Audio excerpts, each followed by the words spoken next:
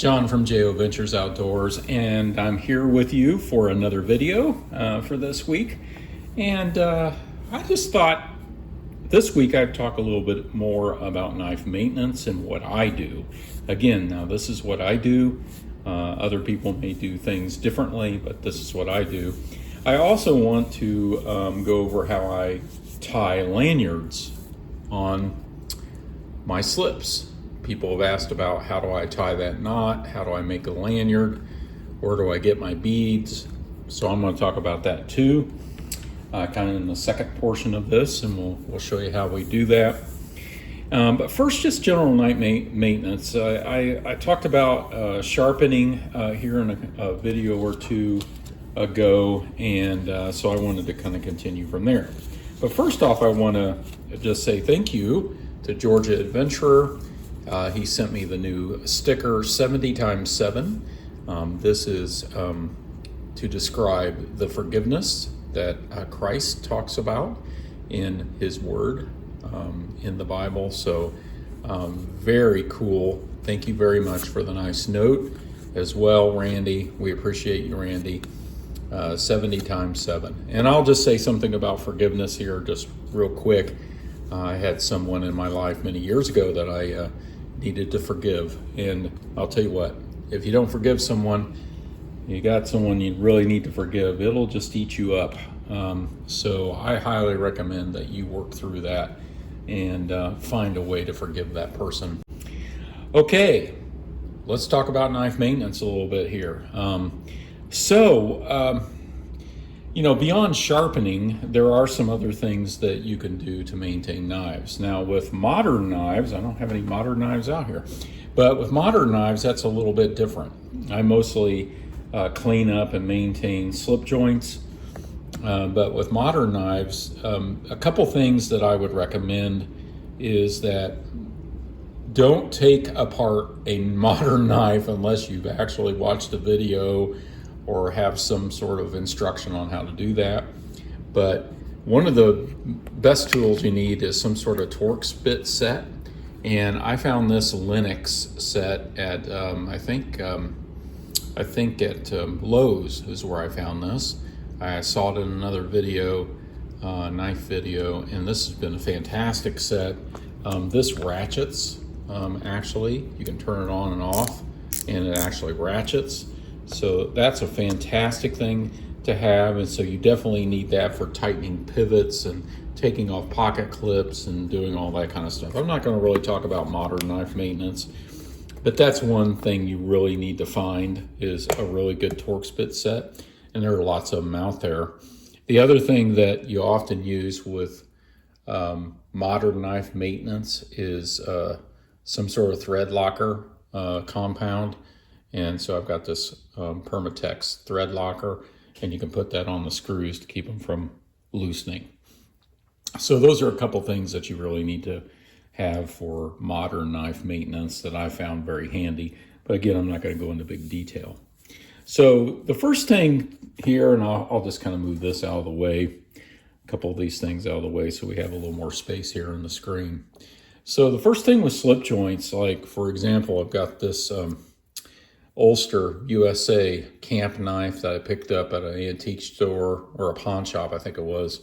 And, you know, I did some cleaning on the blades. So first of all, when you've got lots of heavy rust on the blades, you're going to need to use a series of grits, different grits of sandpaper, starting with coarse going down to fine. I'm not going to demonstrate that today, but that is something that would be better for another video probably. But even if you've got just a little bit of tarnish on there or dirt down inside the channel here, you want to do some cleaning, and sometimes that requires some sandpaper, sometimes it doesn't.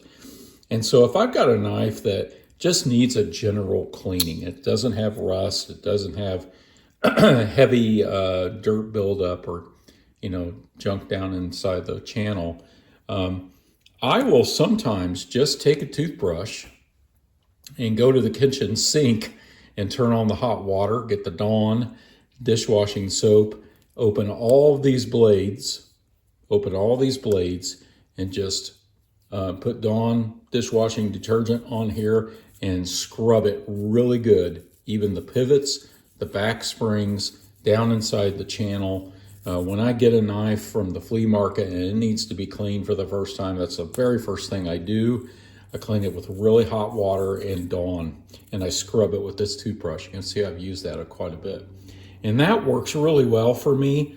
If it's carbon steel, and even if it's not, if you have an air compressor or some sort of source of compressed air, I would blow out the water and the moisture before you continue, and dry it real good with a paper towel or with a cloth or something.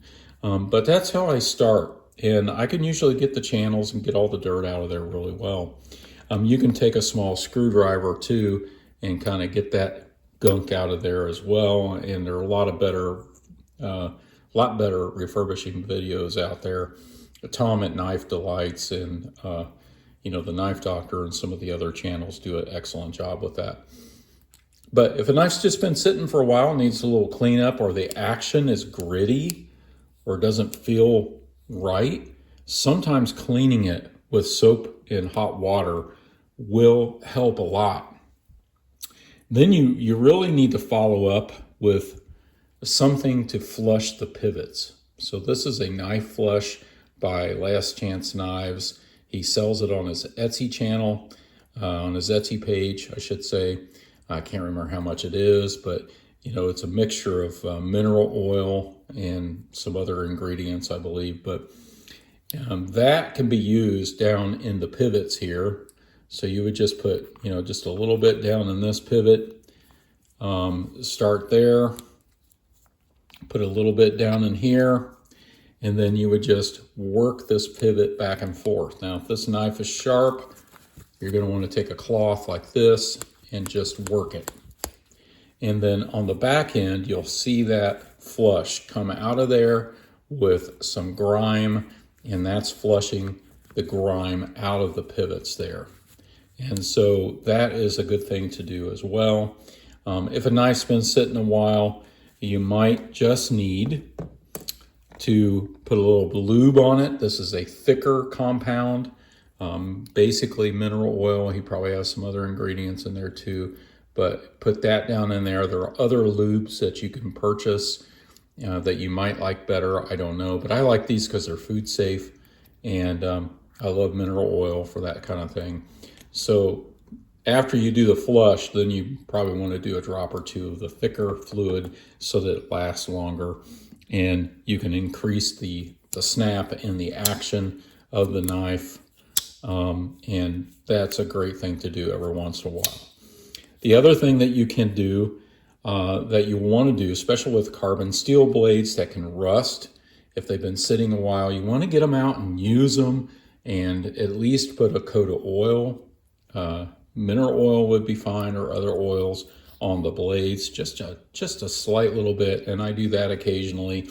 Usually I try to carry them and rotate them through my carry so that I'm then lubricating the pivots and the blades. I'm cleaning it if it needs it. I'm just getting it out, make sure that it works properly, and that I'm doing some sort of maintenance on those blades, especially if they're carbon steel.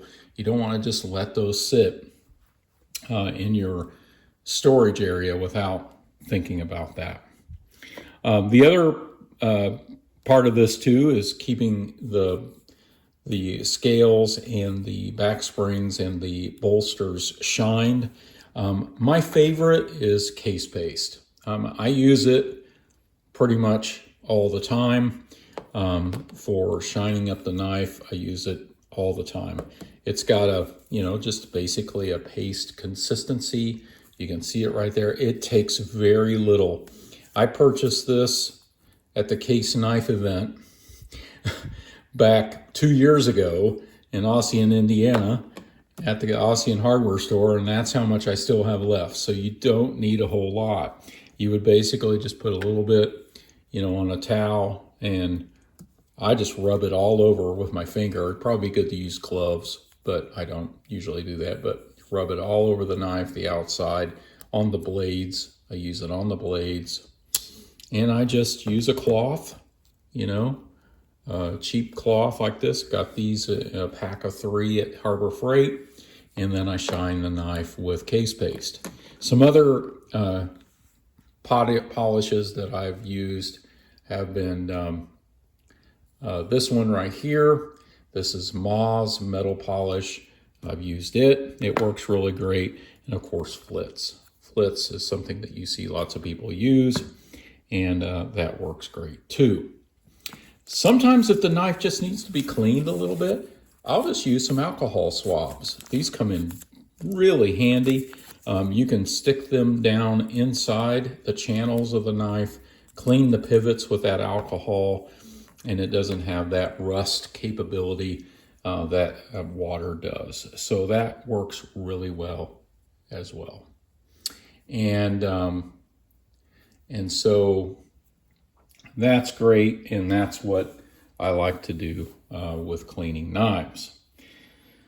So let's see if I covered everything. I think I did. The only other thing as part of knife maintenance is stropping the knife. And so, just use your strop and strop the blade. Just a couple passes real lightly on the strop to maintain the edge. And that's a great part of knife maintenance as well. Okay, well, I'll come back with the segment on tying the lanyard. Okay, I'm back, and I'm going to now talk about lanyards and tying lanyards. I've been asked this question a few times, and I just wanted to share this with you. So people often ask, kind of how do you tie that knot on the lanyard? So we have the, I think this is called the Tracker. It is a Remington bullet knife. And I've got a little lanyard on here, and I'm going to show you how to tie that on there. So let me first take it off and take this off. So we'll put that to the side. We can use it later. So what do I use for lanyards? I love leather lanyards, and I buy the Latigo leather lace. This is dark brown. You can see it's $1.99. It's got 4 yards. I get this from Hobby Lobby. And this is what I use for all of my slips, all the lanyards that go on slips. That's what I use. I also buy the beads there. They are wood beads. They come in a package. They're about $5 for a whole package. And then I put them in this container so that they're organized. And you can see, I can see all the colors and grab them very easily. Now, the one thing, I'll get to that in just a minute. So we want to put a lanyard and a bead on this bullet knife. The first thing I do is I just pull off about 6 inches or more, probably a little more than 6 inches, you can see there.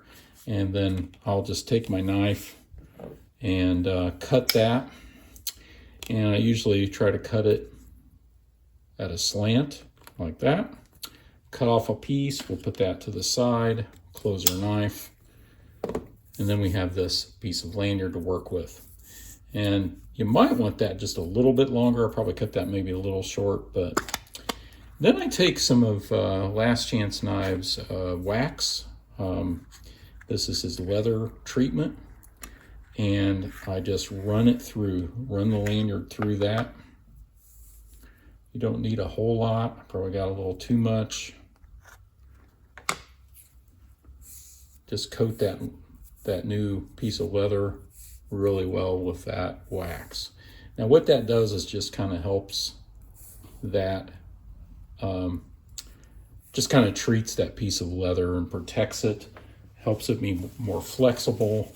It gets kind of dry when it's in this package like this. So, we want to kind of just loosen it up a little bit.